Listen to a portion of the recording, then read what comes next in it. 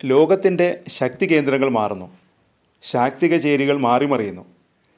വർത്തമാനകാല ലോകത്ത് US കൂടുതൽ ഒറ്റപ്പെടുകയാണോ? USനൊപ്പം നിന്ന യൂറോപ്പിനെ ചതിച്ചത് വലിയ തിരിച്ചടിയാകുമോ? മിഡിൽ ഈസ്റ്റിൽ നേരിട്ട് ആക്രമണത്തിനിറങ്ങിയിരിക്കുകയാണ് ട്രംപ്.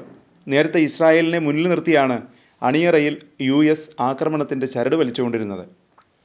ഇപ്പോഴാണ് നേരിട്ട് ആക്രമണം തുടങ്ങിയത്. യമനിലെ ഹൂതി കേന്ദ്രങ്ങൾ ലക്ഷ്യമിട്ടായിരുന്നു USൻ്റെ ആക്രമണം. ആക്രമണം ഇപ്പോഴും തുടരുന്നു. ഇറാനുമായും US ആണവ ചർച്ചയിലാണ്. മൂന്നാം ഘട്ട ചർച്ചകൾ ഒമാനിൽ നടക്കാൻ പോകുന്നു. അതിനിടയിലാണ് റഷ്യയുമായി ഇറാൻ കൂടുതൽ അടുക്കുന്നതായി റിപ്പോർട്ടുകൾ വരുന്നത്. ദീർഘകാല ബന്ധത്തിനുള്ള കരാറാണ് ഇറാനും റഷ്യയും ഒപ്പുവെച്ചത്.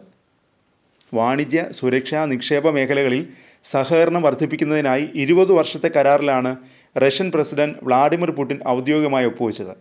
ജനുവരിയിലാണ് ഈ കരാർ ഒപ്പുവെച്ചത്.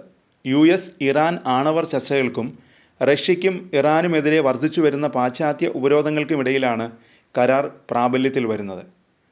റഷ്യയുടെ പിന്തുണയോടെ ഇറാൻ കൂടുതൽ നേട്ടങ്ങൾ കൈവരിക്കുകയാണ്. അതിനാൽ USനും ഇസ്രായേലിനും ഒരു വെല്ലുവിളിയായി ഈ കരാർ മാറുമെന്ന് വിലയിരുത്തലുണ്ട്. US ഇറാൻ ആണവ ചർച്ചകളുടെ അടുത്ത ഘട്ടം ഒമാനിലെ മസ്കറ്റിൽ നടക്കും.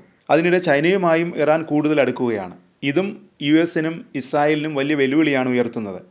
USും ഇറാനും തമ്മിലുള്ള ആണവ ചർച്ചകൾ ഒമാൻ്റെ മധ്യസ്ഥതയിലാണ് നടത്തുന്നത്.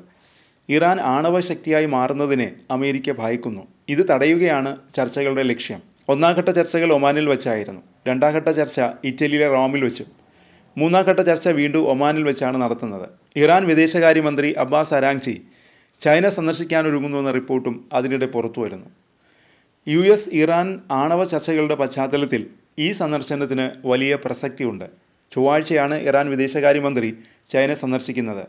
USുമായി നടത്തിയ ചർച്ചകളുടെ വിശദാംശങ്ങൾ ചൈനയുമായി പങ്കുവയ്ക്കുമെന്നാണ് ഇറാൻ വിദേശകാര്യ മന്ത്രാലയം വക്താവ് ഇസ്മയിൽ ബഗായി തിങ്കളാഴ്ച പറഞ്ഞത്.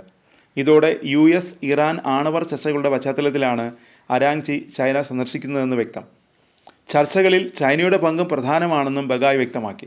ഇറാനും ചൈനയും തമ്മിൽ വളർന്നു വരുന്ന ബന്ധങ്ങൾക്കനുസരിച്ച് കരാറുകൾ നടപ്പിലാക്കുകയാണ് അരാങ്ചിയുടെ സന്ദർശനത്തിൻ്റെ പ്രധാന ലക്ഷ്യമെന്നും അദ്ദേഹം പറഞ്ഞു. ചൈനയും ഇറാനും തമ്മിലുള്ള ഉഭയകക്ഷി ബന്ധത്തിൻ്റെ പ്രാധാന്യം ചൈനീസ് വിദേശകാര്യ മന്ത്രാലയ വക്താവും എടുത്തു പറഞ്ഞു. ചൈനയും ഇറാനും വിവിധ മേഖലകളിൽ ബന്ധം നിലനിർത്തുന്നുണ്ടെന്നും ഗുവോ ജിയാകുൻ തിങ്കളാഴ്ച പറഞ്ഞു. ഇറാൻ്റെ ആണവ വിഷയത്തിൽ ഇറാനും USും ഈ മാസം ആദ്യമാണ് പരോക്ഷ ചർച്ചകൾ ആരംഭിച്ചത്.